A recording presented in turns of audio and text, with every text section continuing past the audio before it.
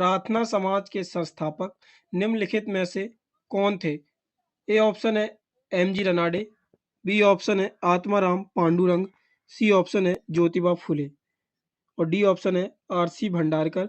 तो प्रार्थना समाज के जो संस्थापक थे वो थे आत्माराम पांडुरंग। प्रार्थना समाज की स्थापना कब हुई थी? तो प्रार्थना समाज की स्थापना 1867 में हुई थी। अब देखते हैं सामाजिक व धार्मिक सुधार आंदोलन के दौरान बनाए गए प्रमुख समाज, जिसमें कि पहला है ब्रह्म समाज।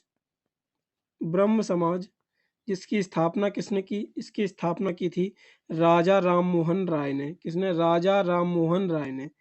दूसरा समाज है, प्रार्थना समाज मैंने बता ही दिया है, आर्य समाज। आर्य समाज की स्थापना किसने की थी?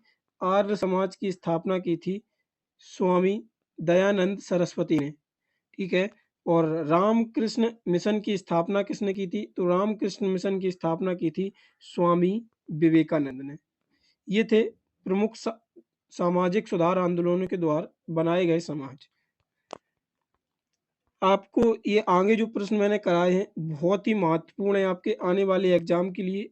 ऐसे क्वेश्चन कराए गए हैं जो परीक्षा में हर बार रिपीट होते हैं, तो पूरा वीडियो बहुत ध्यान से देखिएगा।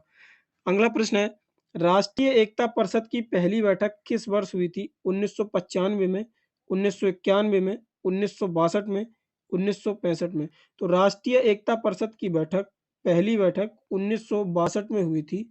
राष्ट्रीय एकता परिषद का गठन 1961 में किया गया था, जिसकी पहली बैठक 1962 में हुई थी। अगला प्रश्न देखते हैं। अगला प्रश्न है, अकबर द्वारा लड़ी गई निम्नलिखित लड़ाइयों में से कौन सी लड़ाई अन्य की तुलना में नवीनतम है? इस क्वेश्चन में पूछा गया है कि अकबर के द्वारा लड़ी गई लड़ाइयाँ जो हैं उनमें से सबसे नवीनतम लड़ाई कौन है? थनसेर की लड़ाई, पानीपत की दूसरी लड़ाई, तुकारोई की लड़ाई, हल्दी घाटी की लड़ाई। तो इसमें सबसे नवीनतम है हल्दी घाटी की लड़ाई। और ये हल्दी घाटी की लड़ाई कब लड़ी गई? तो ये लड़ी गई थी 18 जून 1576 को। अगला प्रश्न देखते हैं। अगला प्रश्न है, 1975 में राष्ट्रीय आपात की घोषणा के समय भारत के राष्ट्रपति निम्नलिखित में से कौन थे? फारूक अली अहमद, जाकिर हुसैन, नीलम संजीव रेड्डी, बाराहगिरी वेंकट गिरी। तो इस प्रश्न का राइट ऑप्शन होगा option number A, Farooq Ali Ahmed 1975 के राष्ट्रीय आपातकालीन के दौरान राष्ट्रपति थे। और इस समय प्रधानमंत्री कौन था? तो इस समय प्रधानमंत्री थी श्री इंदिरा गांधी। अगला प्रश्न देखते हैं। अगला प्रश्न है, एक केंद्र प्रायोजित योजना के रूप में भारत सरकार द्वारा प्रोजेक्ट एलिफेंट किस वर्ष शुरू किया गया था? केंद्र सरकार के द्वारा प्रोजेक्ट एलिफेंट किस वर्ष शुरू किया गया था? 1984 में, 1997 में, 1988 में, 1992 में। तो प्रोजेक्ट एलिफेंट 1952 में शुरुआत की गई थी। अगला प्रश्न देखते हैं। और यहाँ पे आप लोगों को बता दें, जो कि हमारी जनवरी से अगस्त तक के करंट अफेयर की ई बुक 1 तारीख को यानी कि 1 सितंबर को लॉन्च होने जा रही है, जिसका प्राइस ओनली 49 रुपीज़ रखा गया है। आप किसी भी एग्ज़ाम की तैयारी कर रहे हैं, हर एग्ज़ाम में करंट अफेयर का रोल बहुत ही इम्पोर्टेंट है। उसी को देखते हुए ये ई बुक हमने लॉन्च की है। कोई भी एग्ज़ाम हो आपका, Delhi police, UP police, Bihar police, SSC GD, CGL, CHSL, MTS, current affair इस ई बुक से बाहर नहीं जाएगा। इसमें हम लोगों ने 300 प्लस वन लाइनर क्वेश्चन रखे हैं, टॉपिक वाइज करंट अफेयर को कवर किया है, 150 प्लस एमसीक्यूज आप लोगों को प्रैक्टिस के लिए दिए हैं। और ये अगस्त तक अपडेटेड ई बुक होगी, जो कि 1 सितंबर को लॉन्च होने जा रही है। तो आप लोग इस बुक को जरूर परचेस करें और ये ई बुक आपके परीक्षा में बहुत ही मदद करेगी। अगला प्रश्न देखते हैं। अगला प्रश्न है, किस दर पर भारतीय रिजर्व बैंक वाणिज्य बैंकों से धन उधार लेता है? रिजर्व रेपो दर, cash reserve ratio, solidarity fund, fix ब्याज दर। तो इसका राइट ऑप्शन होगा option number A, reserve repo दर। अगला प्रश्न देखते हैं।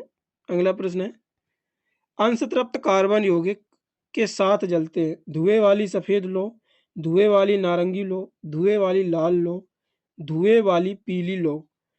तो इसका राइट ऑप्शन होगा ऑप्शन नंबर डी, धुएं वाली पीली लौ के साथ अंश तृप्त कार्बन यौगिक जलते हैं।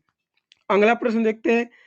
अगला प्रश्न, speaking truth to power my alternative view नामक पुस्तक के लेखक निम्नलिखित में से कौन है? सुब्रमण्यम स्वामी, मणिशंकर अय्यर, अरुण शौरी, पी चिदम्बरम। तो इस प्रश्न का राइट ऑप्शन होगा option number D, P Chidambaram. Speaking truth to power my alternative view नामक पुस्तक के लेखक हैं। अगला प्रश्न देखते हैं। अगला प्रश्न है, डकवर्थ लुईस स्टर्न विधि निम्नलिखित में से किस खेल से संबंधित है? Football, hockey, polo, cricket. Duckworth Lewis system DLS ये किससे संबंधित है? तो ये क्रिकेट से संबंधित है। अच्छा, अब आप लोगों को यहाँ पे बताते हैं क्रिकेट से संबंधित कुछ और महत्वपूर्ण टर्म, जैसे कि एलबीडब्ल्यू हो गया, नो बॉल हो गया, गली, लेग बाई, एक्स्ट्रा रन, ये सारे क्रिकेट के कुछ इंपॉर्टेंट टर्म हैं। अगला प्रश्न देखते हैं। अगला प्रश्न है, शिक्षा का अधिकार एक मौलिक अधिकार है जो कि संबंधित है अनुच्छेद 21 ए से, अनुच्छेद 19 से, अनुच्छेद 29 एवं 30 से, अनुच्छेद 17 से। शिक्षा का अधिकार एक मौलिक अधिकार है, तो ये किस अनुच्छेद से संबंधित है? तो ये अनुच्छेद 21 ए से संबंधित है। तो इस प्रश्न का राइट ऑप्शन होगा ऑप्शन नंबर ए, अनुच्छेद 21 ए। अगला प्रश्न देखते हैं। महादेव पहाड़ियां मुख्य रूप से किस राज्य में फैली हुई है? छत्तीसगढ़, झारखंड, उत्तर प्रदेश, मध्य प्रदेश। तो महादेव पहाड़ियां मध्य प्रदेश राज्य में मुख्य रूप से फैली हुई हैं और ये सतपुड़ा सतपुड़ा रेंज का हिस्सा है। अगला प्रश्न देखते हैं। अगला प्रश्न है, ब्रिटिश शासन के दौरान निम्नलिखित में से कौन सा संगठन अन्य 3 संगठनों की तुलना में पहले स्थापित किया गया था? प्रार्थना समाज, सत्यशोधक समाज, परमहंस मंडली, ब्रह्म समाज। तो इस प्रश्न का राइट ऑप्शन होगा ऑप्शन नंबर डी, ब्रह्म समाज। क्या ऑप्शन होगा इसका? इसका ऑप्शन होगा डी, ब्रह्म समाज। अगला प्रश्न देखते हैं। अगला प्रश्न है, रानी रुद्रमा देवी का संबंध निम्नलिखित में से किस राज्य वंश से है? बकाटक, काकतीय, पश्चिमी गंगा, चोल। तो रानी रुद्रमा देवी का संबंध काकतीय वंश से है। अगला प्रश्न देखते हैं। अगला प्रश्न है, निम्नलिखित में से कौन सा पारंपरिक रूप से अंडमान और निकोबार द्वीप समूह में रहने वाला आदिवासी समुदाय नहीं है? ओगो, जरावा, मुंडा और सेंटिनीज। तो इस प्रश्न का राइट ऑप्शन होगा ऑप्शन नंबर सी, मुंडा जनजाति अंडमान निकोबार में रहने वाली आदिवासी समूह नहीं है। अगला प्रश्न देखते हैं। अगला प्रश्न है, अरबपति वॉरेन बफे द्वारा संचालित फर्म निम्नलिखित में से कौन सी है? American Express company, Berkshire Hathaway, Bank of America, JP Morgan Chase. तो इस प्रश्न का राइट ऑप्शन होगा option number B, Berkshire Hathaway अरबपति वॉरेन बफे द्वारा संचालित फर्म है। अगला प्रश्न देखते हैं। अगला प्रश्न है, भारतीय संविधान के अनुसार संघ लोक सेवा आयोग का सदस्य 6 वर्ष की अवधि के लिए या डैश वर्ष की आयु पूरी होने तक अपने पद पर रहता है? 65, 62 वर्ष, 68 वर्ष, 60 वर्ष। तो इस प्रश्न का राइट ऑप्शन होगा ऑप्शन नंबर ए, 65 वर्ष की आयु पूरी होने तक अपने पद पर रहता है। अगला प्रश्न देखते हैं। अगला प्रश्न है, निम्नलिखित में से कौन सा सिलिकॉन डाइऑक्साइड का एक गुणक है? यह विद्युत का सुचालक होता है, यह मृदु होता है, इसका गलांक उच्च होता है, यह जल में घुलनशील होता है। तो इस प्रश्न का राइट ऑप्शन होगा ऑप्शन नंबर सी, इसका गलांक उच्च होता है। अगला प्रश्न देखते हैं। अगला प्रश्न है, क्रोमाइट नामक खनिज का वैज्ञानिक नाम निम्नलिखित में से कौन सा है? Aluminium chromide oxide, copper chromium oxide, silver chromium oxide, iron chromium oxide. तो इस प्रश्न का राइट ऑप्शन होगा option number D, iron chromium oxide. अगला प्रश्न देखते हैं। अगला प्रश्न है, कार्बन के कुल कितने प्राकृतिक समस्थक होते हैं? 3, 5, 2, 4। तो इस प्रश्न का राइट ऑप्शन होगा ऑप्शन नंबर ए, कार्बन के कुल 3 प्राकृतिक समस्थक होते हैं। अगला प्रश्न देखते हैं। अगला प्रश्न है, अमृता देवी बिश्नोई राष्ट्रीय पुरस्कार किसके लिए दिया जाता है? पर्यावरण संरक्षण, ऊर्जा संरक्षण, वन्यजीव संरक्षण, जैव विविधता संरक्षण।